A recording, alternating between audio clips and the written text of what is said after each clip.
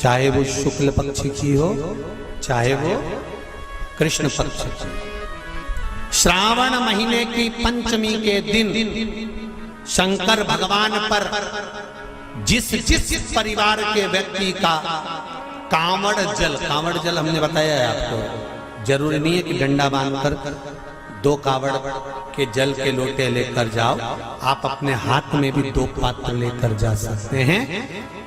पंचमी तिथि के दिन हाथ में 2 लोटे जल के 2 कलश जल के जब हम शंकर भगवान को चढ़ाते हैं तो ऊपर जो कमंडल होता है शिव जी के ऊपर जलधारी होती है, जिसमें जया, विषहरा, शामली, बारी, दौतली और देव शंकर भगवान की 5 बेटियां जिसमें विराजमान होती हैं। जब हम जल समर्पित करते हैं, हमारे पीढ़ी में परिवार में अगर कोई अधोगति में मर गया होता है, कुंवारी अवस्था में चले गया होता है, गर्भ में मर गया होता है, गर्भ के बाहर निकलकर भी अगर कुंवारी अवस्था में चले गया होता है, तो श्रावण महीने की दोनों पंचमी पर परिवार का अगर कोई एक व्यक्ति भी जल चढ़ा देता है शंकर भगवान पर, तो सर्प की योनि में नहीं पड़ता, जीव मुक्त हो जाता, प्रेत योनि में सर्प की योनि से मुक्त हो जाता।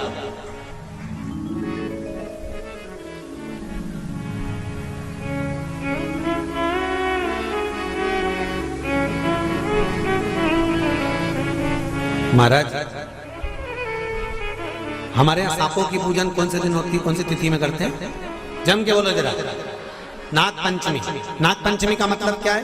सांपों की पूजन करो। नाग पंचमी का मतलब होता है शंकर जी के मंदिर में जाकर 1 लोटा जल समर्पित कर दो। उसका कारण क्या है कि हमारे परिवार में, हमारे कुटुंब में कोई 7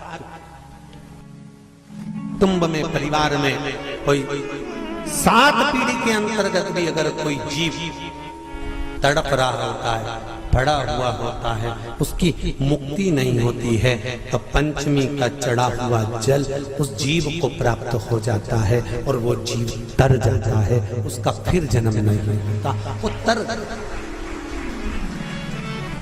इसको मुक्तता का,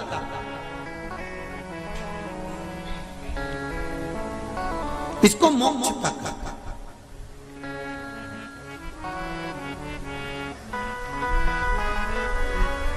ये मोक्ष, इसी को कहेंगे